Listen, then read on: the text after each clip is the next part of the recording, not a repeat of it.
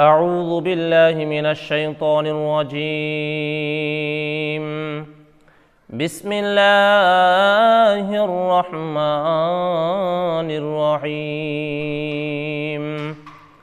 قال ألم أقل لك إنك لن تستطيع معي صبرا قال إن سألتك عن شيء بعدها فلا تصاحبني قد بلغت من لدني عذرا فانطلقا حتى إذا أتيا أهل قرية استطعما أهلها فأبوا أن يضيفوهما فوجدا فيها جدارا يريد أن ينقض فأقامه قال لو شئت لاتخذت عليه أجرا قال هذا فراق بيني وبينك سأنبئك بتأويل ما لم تستطع عليه صبرا أما السفينة فكانت لمساكين يعملون في البحر فأردت أن أعيبها وكان وراءهم ملك يأخذ كل سفينة غصبا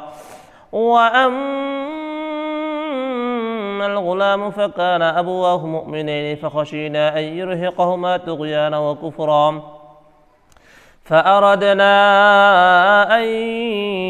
يبدلهما ربهما خيرا منه زكاة وأقرب رحمة وأما الجدار فكان لغلامين يتيمين في المدينة وكان تحته كنز لهما كان أبوهما صالحا فأراد ربك أن يبلغا أشدهما استخرجا كنزهما رحمة من ربك وما فعلته عن أمري ذلك تأويل ما لم تستطع عليه صبرا ويسألونك عن ذي القرنين قل سأتلو عليكم منه ذكرا إنا مكنا له في الأرض وآتيناه من كل شيء سببا فأتبع سببا حتى إذا بلغ مغرب الشمس وجدها تغرب في عين حمئة ووجد عندها قوما قلنا يا ذا القرنين إما أن تعذب وإما أن تتخذ فيهم حسنا قال أما من ظلم فسوف نعذبه ثم يرد إلى ربه فيعذبه عذابا نكرا وأما من آمن وعمل صالحا فله جزاء الحسنى وسنقول له من أمرنا يسرا ثم أتبع سببا حتى إذا بلغ مطلع الشمس وجدها تطلع على قوم لم نجعل لهم من دونها سترا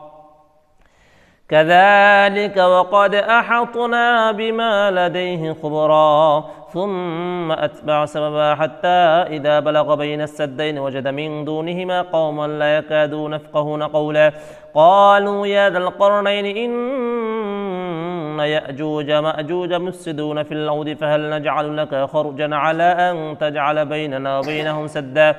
قال ما مكنني فيه ربي خير فأعينوني بقوة أجعل بينكم وبينهم ردما آتوني زبر الحديد حتى إذا ساوى بين الصدفين قال انفخوا حتى إذا جعله نارا قال آتوني أفرغ عليه قطرا فما استطاعوا أن يظهروه وما استطاعوا له نقبا قال هذا رحمة من ربي فإذا جاء وعد ربي جعله دكا وكان وعد ربي حقا وتركنا بعضهم يومئذ يموج في بعض ونفخ في الصور فجمعناهم جمعا وعرضنا جهنم يومئذ للكافرين عرضا الذين كانت أعينهم في غطاء عن ذكري وكانوا لا يستطيعون سمعا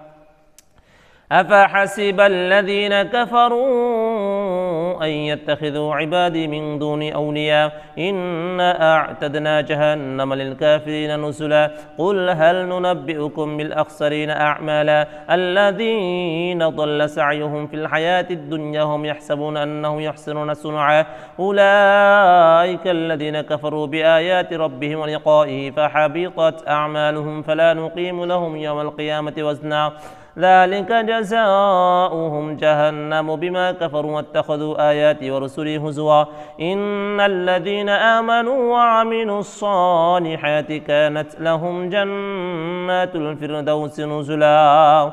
خالدين فيها لا يبغون عنها عولا قل لو كان البحر مدادا لكلمات ربي لنفد البحر قبل أن تنفد كلمات ربي ولو جئنا بمثله مددا قل إنما أنا بشر مثلكم يوحى إلي أنما إلهكم إله واحد فمن كان يرجو لقاء ربه فليعمل عملا صالحا ولا يشرك بعبادة ربه أحدا. سورة مريم مكية. بسم الله الرحمن الرحيم. كافها يا عين صاد. ذكر رحمة ربك عبده زكريا إذ نادى ربه نداء خفيا قال رب إني وهن العزم مني واشتعل الرأس شيبا ولم أكن بدعائك رب شقيا وإني خفت الموالي من ورائي وكانت امرأتي عاقرا فهب لي من لدنك وليا يرثني ويرث من آل يعقوب واجعله رب رضيا يا زكريا إنا نبشرك بغلام من اسمه يحيى لم نجعل له من قبل سميا قال رب أنى يكون لي غلام وكانت امرأتي عاقرا وقد بلغت من الكبر عتيا قال كذلك قال ربك هو علي هين وقد خلقتك من قبل ولم تك شيئا قال رب اجعل لي آية قال آيتك ألا تكلم الناس 3 ليال سويا فخرج على قومه من المحراب فأوحى إليهم أن سبحوا بكرة وعشيا يا يحيى خذ الكتاب بقوة وآتيناه الحكم صبيا وحنانا من لدنا وزكاة وكان تقيا وبرا بوالديه ولم يكن جبارا عصيا وسلام عليه يوم ولد ويوم يموت ويوم يبعث حيا واذكر في الكتاب مريم إذ انتبذت من أهلها مكانا شرقيا فاتخذت من دونهم حجابا فأرسلنا إليها روحنا فتمثل لها بشرا سويا قالت إني أعوذ بالرحمن منك إن كنت تقيا قال إنما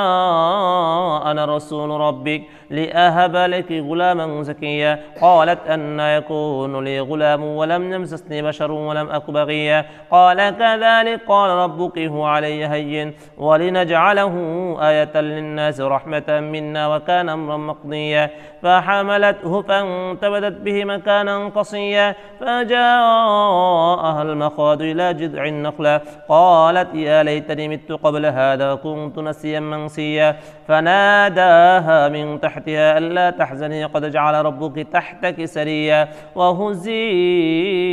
إليك بجذع النخلة تساقط عليك رطبا جنيا فكلي واشربي وقري عينا فإما ترين من البشر أحدا فقولي إني نذرت للرحمن صوما فلن أكلم اليوم إنسيا فأتت به قومها تحمله قالوا يا مريم لقد جئت شيئا فريا يا أخت هارون ما كان أبوك امرأ سوء وما كانت أمك بغيا فأشارت إليه قالوا كيف نكلم من كان في المهد صبيا قال إني عبد الله آتاني الكتاب وجعلني نبيا وجعلني مباركا أينما كنت وأوصاني بالصلاة والزكاة ما دمت حيا وبرا بوالدتي ولم يجعلني جبارا شقيا والسلام علي يوم ولدت ويوم أموت ويوم أبعث حيا ذلك عيسى بن مريم قول الحق الذي فيه يمترون ما كان لله أن يتخذ من ولد سبحانه إذا قضى أمرا فإنما يقول له كن فيكون وإن الله ربي وربكم فاعبدوه هذا صراط مستقيم فاختلف الأحزاب من بينهم فويل للذين كفروا من مشهد يوم عظيم أسمع بهم وأبصر يوم يأتوننا لكن الظالمون اليوم في ضلال مبين وأنذرهم يوم الحسرة إذ قضي الأمر وهم في غفلة وهم لا يؤمنون إنا نحن نرث الأرض من عليها وإلينا يرجعون واذكر في الكتاب إبراهيم إنه كان صديقا نبيا إذ قال لأبيه يا أبت لم تعبد ما لا يسمع ولا يبصر ولا يغني عنك شيئا يا أبت إني قد جاءني من العلم ما لم يأتك فاتبعني أهدك صراطا سويا يا أبت لا تعبد الشيطان إن الشيطان كان للرحمن عصيا يا أبت إني أخاف أن يمسك عذاب من الرحمن فتكون للشيطان وليا قال أراغب أنت عن آلهتي يا إبراهيم لئن لم تنته لأرجمنك واهجرني مليا قال سلام عليك سأستغفر لك ربي إنه كان بي حفيا وأعتزلكم وما تدعون من دون الله وادعوا ربي عسى ألا أكون بدعاء ربي شقيا فلما اعتزلهم وما يعبدون من دون الله وهبنا له إسحاق ويعقوب وكلا جعلنا نبيا ووهبنا لهم من رحمتنا وجعلنا لهم لسان صدق عليا واذكر في الكتاب موسى إنه كان مخلصا وكان رسولا نبيا وناديناه من جانب الطور الأيمن وقربناه نجيا ووهبنا له من رحمتنا أخاه هارون نبيا واذكر في الكتاب إسماعيل إنه كان صادق الوعد وكان رسولا نبيا وكان يأمر أهله بالصلاة والزكاة وكان عند ربه مرضيا واذكر في الكتاب إدريس إنه كان صديقا نبيا ورفعناه مكانا عليا أولئك الذين أنعم الله عليهم من النبيين من ذرية آدم وممن حملنا مع نوح ومن ذرية إبراهيم وإسرائيل وممن هدينا واجتبينا إذا تتلى عليهم آيات الرحمن خروا سجدا وبكيا فخلف من بعد خلف أضاعوا الصلاة واتبعوا الشهوات فسوف يلقون غيا إلا من تاب وآمن وعمل صالحا فأولئك يدخلون الجنة ولا يظلمون شيئا جنات عدن التي وعد الرحمن عباده بالغيب إنه كان وعده مأتيا لا يسمعون فيها لغوا إلا سلاما ولهم رزقهم فيها بكرة وعشيا تلك الجنة التي نورث من عبادنا من كان تقيا وما نتنزل إلا بأمر ربك له ما بين أيدينا ما خلفنا وما بين ذلك وما كان ربك نسيا رب السماوات والأرض وما بينهما فاعبده واصطبر لعبادته هل تعلم له سميا ويقول الإنسان أإذا ما مت لسوف أخرج حيا أولا يذكر الإنسان أنا خلقناه من قبل ولم يك شيئا فربك لنحشرنهم والشياطين ثم لنحضرنهم حول جهنم جثيا ثم لننزعن من كل شيعة أيهم أشد على الرحمن عتيا ثم لنحن أعلم بالذين هم أولى بها صليا وإن منكم إلا واردها كان على ربك حتما مقضيا ثم ننجي الذين اتقوا ونذر الظالمين فيها جثيا وإذا تتلى عليهم آياتنا بينات قال الذين كفروا للذين آمنوا أي الفريقين خير مقاما وأحسن نديا وكم أهلكنا قبلهم من قرن هم أحسن أثاثا ورئيا قل من كان في الضلالة فليمدد له الرحمن مدا حتى إذا رأوا ما يوعدون إما العذاب وإما الساعة فسيعلمون من هو شر مكانا وأضعف جندا ويزيد الله الذين اهتدوا هدى والباقيات الصالحات خير عند ربك ثوابا وخير مردا أفرأيت الذي كفر بآياتنا وقال لأوتين مالا وولدا أطلع الغيب أم اتخذ عند الرحمن عهدا كلا سنكتب ما يقول ونمد له من عذاب مدا ونرثه ما يقول يأتينا فردا واتخذوا من دون الله آلهة ليكونوا لهم عزا كلا سيكفرون بعبادتهم ويكونون عليهم ضدا ألم تر أنا أرسلنا الشياطين على الكافرين تؤزهم أزا فلا تعجل عليهم إنما نعد لهم عدا يوم نحشر المتقين إلى الرحمن وفدا ونسوق المجرمين إلى جهنم وردا لا يملكون الشفاعة إلا من اتخذ عند الرحمن عهدا وقالوا اتخذ الرحمن ولدا لقد جئتم شيئا إدا تكاد السماوات يتفطرن منه وتنشق الأرض وتخر الجبال هدا أن دعوا للرحمن ولدا وما ينبغي للرحمن أن يتخذ ولدا إن كل من في السماوات والأرض إلا آتي الرحمن عبدا لقد أحصاهم وعدهم عدا وكلهم آتيه يوم القيامة فردا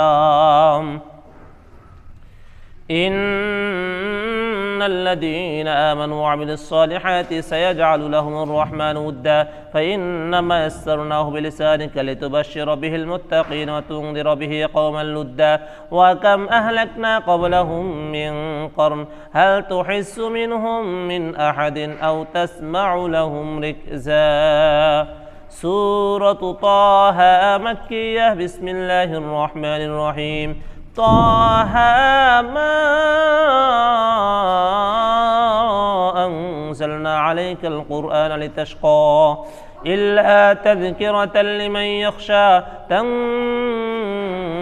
ممن خلق الأرض والسماوات العلى الرحمن على العرش استوى له ما في السماوات ما في الأرض ما بينهما ما تحت الثرى وإن تجهر بالقول فإنه يعلم السر وأخفى الله لا إله إلا هو له الأسماء الحسنى وهل أتاك حديث موسى إذ رأى نارا فقال لأهلهم كثوا إني آنست نارا لعلي آتيكم منها بقبس أو أجد على النار هدى فلما أتاها نودي يا موسى إني أنا ربك فاخلعن عليك إنك بالواد المقدس طوى وأنا اخترتك فاستمع لما يوحى إنني أنا الله لا إله إلا أنا فاعبدني وأقم الصلاة لذكري إن الساعة آتية أكاد أخفيها لتجزى كل نفس بما تسعى فلا يسدنك عنها من لا يؤمن بها واتبع هواه فتردى وما تلك بيمينك يا موسى قال هي عصاي أتوكأ عليها وأهش بها على غنمي ولي فيها مآرب أخرى قال ألقها يا موسى فألقاها فإذا هي حية تسعى قال خذها ولا تخف سنعيدها سيرتها الأولى واضمم يدك إلى جناحك تخرج بيضاء من غير سوء آية أخرى لنريك من آياتنا الكبرى اذهب إلى فرعون إنه طغى قال رب اشرح لي صدري ويسر لي أمري واحلل عقدة من لساني يفقه قولي واجعل لي وزيرا من أهلي هارون أخي اشدد به أزري وأشركه في أمري كي نسبحك كثيرا ونذكرك كثيرا إنك كنت بنا بصيرا قال قد أوتيت سؤلك يا موسى ولقد مننا عليك مرة أخرى إذ أوحينا إلى أمك ما يوحى أن اقذفيه في التابوت فقذفيه في اليم فليلقه اليم بالساحل يأخذه عدو لي وعدو له وألقيت عليك محبة مني ولتصنع على عيني إذ تمشي أختك فتقول هل أدلكم على من يكفر فرجعناك إلى أمك كي تقر عينها ولا تحزن وقتلت نفسا فنجيناك من الغم وفتناك فتونا فلبثت سنين في أهل مدينة ثم جئت على قدر يا موسى واصطنعتك لنفسي اذهب أنت وأخوك بآياتي ولا تنيا في ذكري اذهبا إلى فرعون إنه طغى فقولا له قولا لينا لعله يتذكر أو يخشى قالا ربنا إننا نخاف أن يفرط علينا أو أن يطغى قالا لا تخافا إنني معكما أسمع وأرى فأتياه فقولا إنا رسول ربك فأرسل معنا بني إسرائيل ولا تعذبهم قد جئناك بآية من ربك والسلام على من اتبع الهدى إنا قد أوحي إلينا أن العذاب على من كذب وتولى قال فمن ربكما يا موسى قال ربنا الذي أعطى كل شيء خلقه ثم هدى قال فما بال القرون الأولى قال علمها عند ربي في كتاب لا يضل ربي ولا ينسى الذي جعل لكم الأرض مهدا وسلك لكم فيها سبلا وأنزل من السماء ماء فأخرجنا به أزواجا من نبات شتى كلوا ورعوا أنعامكم إن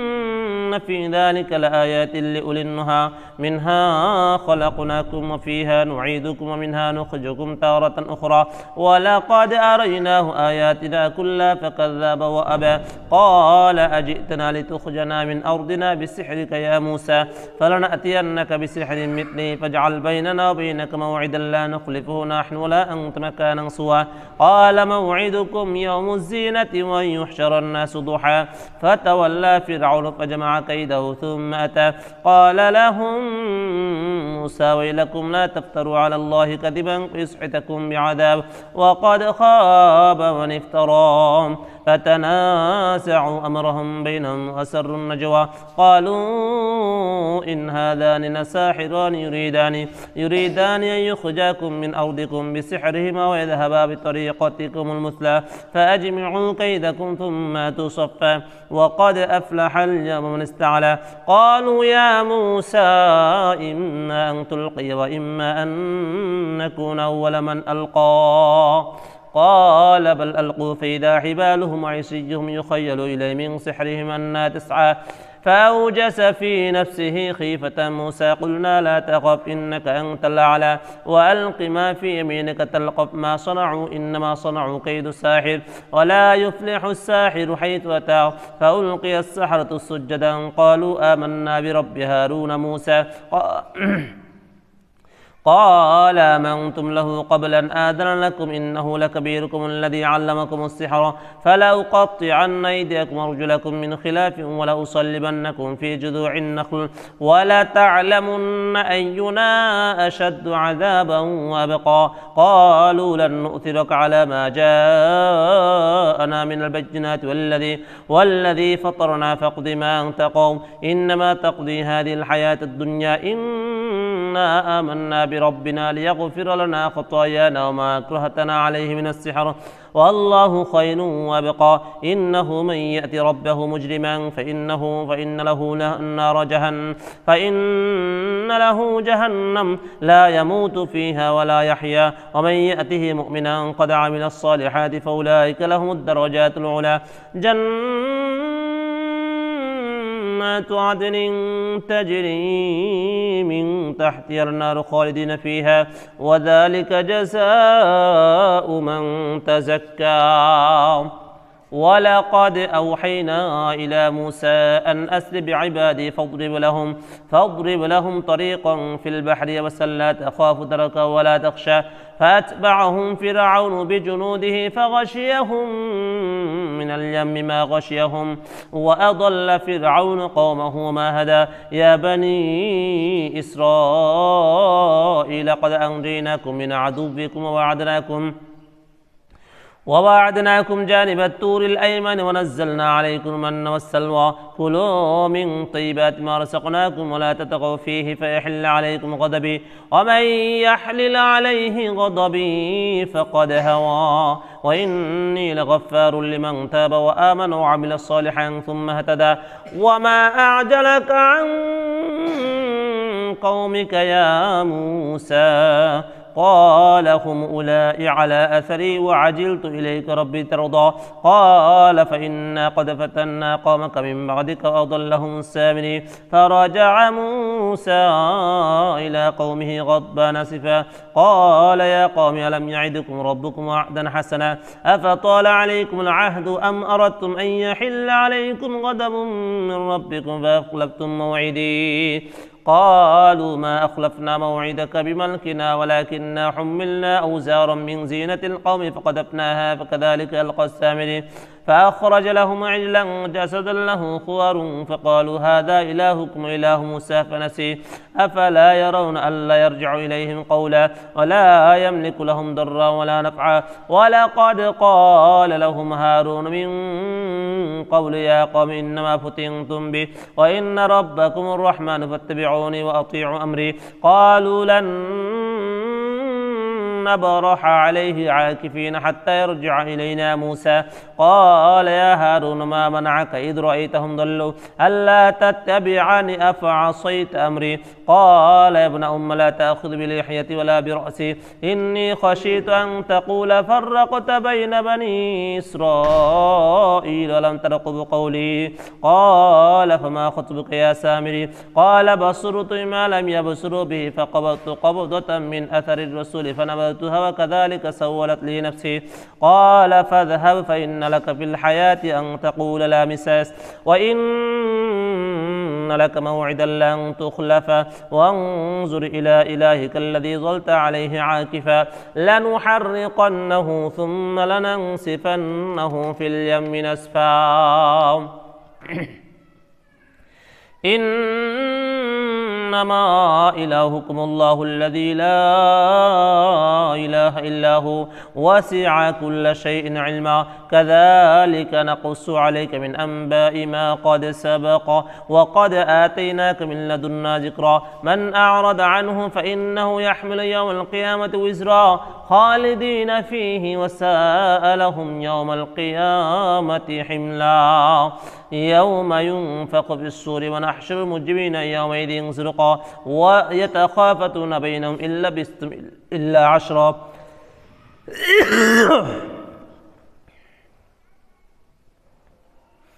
نحن أعلم بما يقولون إذ يقول أمثلهم طريقة إن لبثتم إلا يوما ويسألونك عن الجبال فقل ينسفها ربي نسفا فيذرها قاعا صفصفا لا ترى فيها عوجا ولا أمتا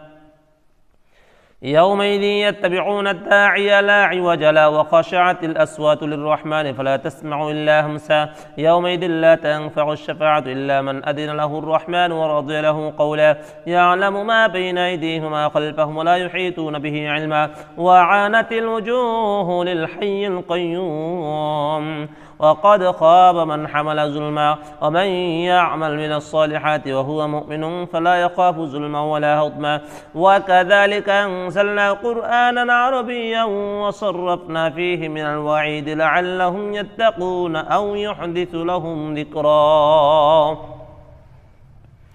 فتعالى الله الملك الحق ولا تعجل بالقرآن من قبل أن يقضى إليك وحيه وقل رب زدني علما ولقد عهدنا إلى آدم من قبل فنسي ولم نجد له عزما وإذ قلنا للملائكة اسجدوا لآدم فسجدوا إلا إبليس أبى فقلنا يا آدم إن هذا عدو لك ولزوجك فلا يخرجنكما من الجنة فتشقى إن لك ألا تجوع فيها ولا تعرى وأن إنك لا تظمأ فيها ولا تضحى فوسوس إليه الشيطان قال يا آدم هل أدلك على شجرة الخلد وملك لا يبلى فأكلا منها فبدت لهما سوآتهما وطفقا يخصفان عليهما من ورق الجنة وعصى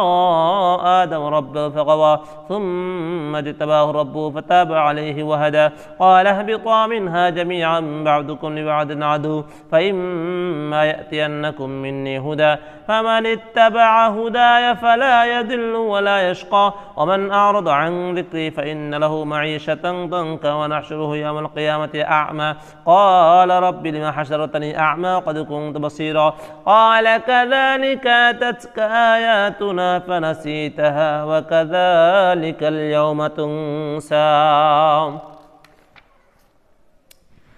وكذلك نجزي من أسرف ولم يؤمن بآيات ربي ولعذاب الآخرة أشد وأبقى أفلم يهد لهم كما أهلكنا قبلهم من القرون يمشون في مساكنهم إن في ذلك لآيات لأولي النهى ولولا كلمة سبقت من ربك لكان لزاما وأجل مسمى فاصبر على ما يقولون سبح بحمد ربك قبل طلوع الشمس وقبل غروبها ومن آناء الليل فسبح وأطراف النهار لعلك ترضى ولا تمدن عينيك إلى ما متعنا به أزواجا منهم زارة الحياة الدنيا لنفتنهم فيه ورزق ربك خير